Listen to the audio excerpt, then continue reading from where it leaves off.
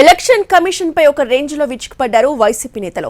పిన్నెల్లి విషయంలో election commission బరితెగించి ప్రవర్తించిందంటూ కాస్త ఘాటుగానే comment చేశారు మాజీ మంత్రి పేర్ని నాని. ఎన్నికల కమిషన్ పక్షపాత ధోరణితో వ్యవహరించిందని ఆరోపించారు మంత్రి కాకాని. 21వ తారీఖున ఎలక్షన్ కమిషన్ ఆఫ్ ఇండియా ఎంత బరితెగింపో చూడండి.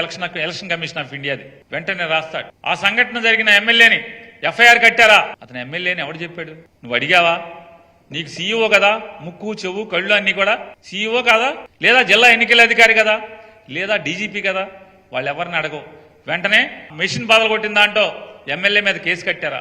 కేసు కడితే అరెస్ట్ చేశారా?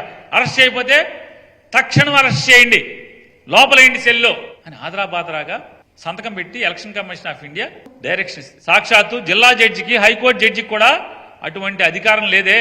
పిన్నెల్లి రామకృష్ణారెడ్డి ఎమ్మెల్యే వచ్చి ధ్వంసం చేశాడని పోలింగ్ ఆఫీసర్ గాని, ప్రిసైడింగ్ ఆఫీసర్ గాని, లేదా స్థానిక విఆర్ఓ గాని, పాల్వాయి గేట్ విఆర్ఓ గాని ఎక్కడ మెన్షన్ చేయరు. అక్కడ పోలింగ్ బూత్ లో ఉన్న పోలీసులు ఉన్నారు కదా, ఎవరు మాట్లాడరు. ఎవరు కనీసం ఎమ్మెల్యే గారు పాల్గొన్నారని కూడా ఎవరు ఒక్కరోజు కూడా మెన్షన్ చేయలేదు. మరి ఎమ్మెల్యే నిజంగా ధ్వంసం చేస్తే పోలింగ్ ఆగినట్టుగా ప్రిసైడింగ్ ఆఫీసర్ లాగ్ బుక్ లో ఎందుకని నోట్ చేసుకోలేదు? పోనీ టీడీపీ ఏజెంట్లు ఏమన్నా కంప్లైంట్ చేశారా? మరి 13వ తారీఖున ఎఫ్ఐఆర్ ఎందుకు కట్టలేదు? కంప్లైంట్ ఎందుకు జరగలేదు? మానవతా దృక్పథంతో పంచాడా, ఇంకొక దృక్పథంతో పంచాడా? ప్రతి ఒక్కటి ఎన్నికల్లో పంచేవాడు మానవతా దృక్పథం అని చెప్తాడు, తీసుకునేవాడు మానవతా దృక్పథంతోనే తీసుకుంటాడు. కాబట్టి మానవతా దృక్పథంతో పంచాము అని చెప్పని ఎక్కడన్నా ఎవరైనా ఇంతవరకు నాకు తెలిసి ఈ దేశ స్థాయిలోనే, రాష్ట్రంలో వదిలిపెట్టిన దేశ స్థాయిలో కూడా ఎవరు రిపోర్ట్ రాస్తుంటాడు నెల్లూరు జిల్లా ఎన్నికల అధికారి తప్ప. ఇటువంటి దారుణమైనటువంటి వైఫల్యాలు జరిగాయి. కాబట్టి నేను మరలా ఇంకొక ఎన్నికల కమిషన్ దృష్టి కూడా తీసుకువెళ్ళాం. ఇటువంటి వాళ్ళ నేతృత్వంలో రేపు కౌంటింగ్ కూడా సజావుగా సాఫీగా జరగకపోవచ్చు. కాబట్టి మీరు ఒక పరిశీలకుని నియమించండి ప్రత్యేకంగా. కాకపోతే ఒక పక్షపాత వైఖరితో వ్యవహరించేటువంటి నెల్లూరు జిల్లా కలెక్టర్ ఉన్నన్ని రోజులు ఎన్నికల అధికారిగా ఈ జిల్లాలో ఎన్నికలు సజావుగా సాఫీగా జరగవు అని చెప్పని పరిశీలకుడు కూడా నియమించండి అని చెప్పని కూడా ఎన్నికల కమిషనర్కి ఈరోజు రాయడం జరిగింది. 2 బూతులు 1000 మంది ఓటు వేయడానికి ఒక ఎన్సీసీ క్యాడెట్ని పెడతారా? పాపం వాళ్ళు వీళ్ళని నిరోధించగలరా, క్రమబద్ధీకరించగలరా? కనీసం లా అండ్ ఆర్డర్ ప్రాబ్లం లేకపోవచ్చు, శాంతి భద్రతల సమస్య లేకపోవచ్చు, ఎవడన్నా పాపం బాగలేదనో, ఆకలయ్యో, షుగరనో ముందుగా వెళ్ళి ఓటు వేయడానికి ముందుకు వెళ్ళొచ్చు. వాళ్ళని కనీసం క్రమబద్ధీకరించి పంపించగలిగేటువంటి యంత్రాంగాన్ని మీరు నియమించుకోలేకపోతే ఎక్కడో తీసుకొచ్చి తమిళనాడు పోలీసుని పెట్టారు.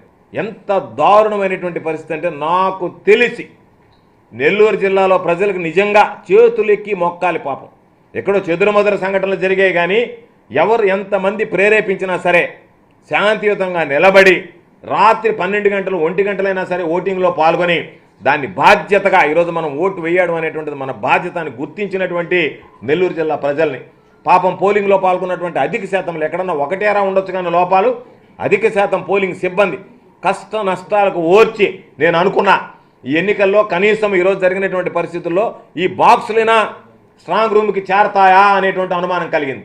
నేను రాత్రంతా మేలుకుని ఉన్నా, ఎక్కడికక్కడ ఫోన్లు చేసి ఇంతవరకు మాకు బస్సులు రాలేదు, ఇంతవరకు బండి రాలేదని.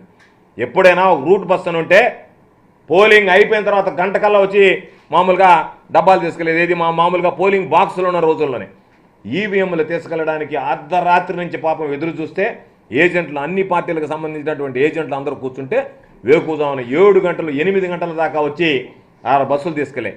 కాబట్టి రవాణా శాఖకు సంబంధించి మీరు ఎందుకు వైఫల్యం చెందారో, రవాణాకు సంబంధించి ఎందుకు అక్కడ కనీస ఏర్పాట్లు చేయలేకపోయారు, ఎవరు లోపం మీద అనేటువంటి దాని మీద కూడా పూర్తి స్థాయి దర్యాప్తు చేసి దాని మీద విచారణ చేపట్టి చర్యలు తీసుకోండి, మరొకసారి ఇటు పునరావృతం కాకుండా చేయండి అని చెప్పడం జరిగింది.